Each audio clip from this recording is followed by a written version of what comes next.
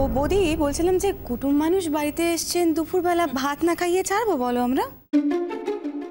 না না, আমি এইমাত্র হোটেল থেকে ভাত টাত খেয়ে এলুম। আসলে জানাইনি কিছু না, কুটুম বাড়িতে এইভাবে সে খাওয়া যায় বলুন দিনি।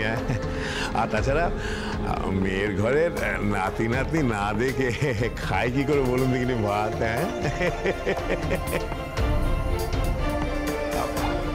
ভাত খাওয়া তো রইলই পড়ে। এখন যখন ওই যাওয়া আসা থাকবে, আসা যাওয়া খাওয়া থাকা সবই হবে, এখন বরং এখন একটু শরবত দিন, আমার অতিই হবে। বৌদি ভাইয়ের বাপের বাড়ির লোক এসেছে, বৌদি ভাইকে ডাকা উচিত তো। বৌদি ভাইকে ডাকো তোমরা। অত্রি, তুমি যখন অপেক্ষাই করলে তখন তোমার বৌদিকে ডেকে আনো যাও। যাচ্ছি।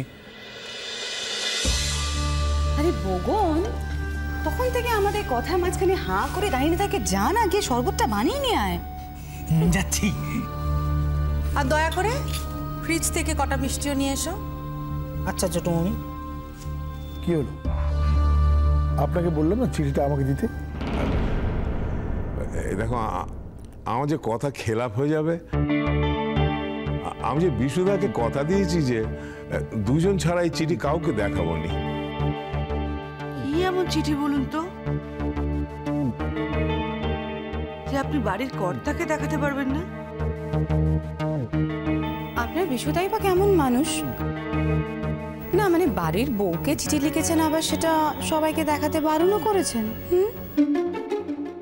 এ প্রশ্নের উত্তর তো আমার কাছে নেই দিদিমণি।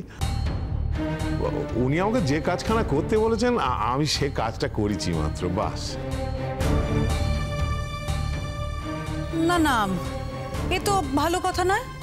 দেখুন, আমাদের বাড়ির কিন্তু একটা সম্মান রয়েছে। এর আগে বাবা এরকম ঘটনা তো আমাদের বাড়িতে কখনো ঘটেনি, কি শাহানাদি, তাই না?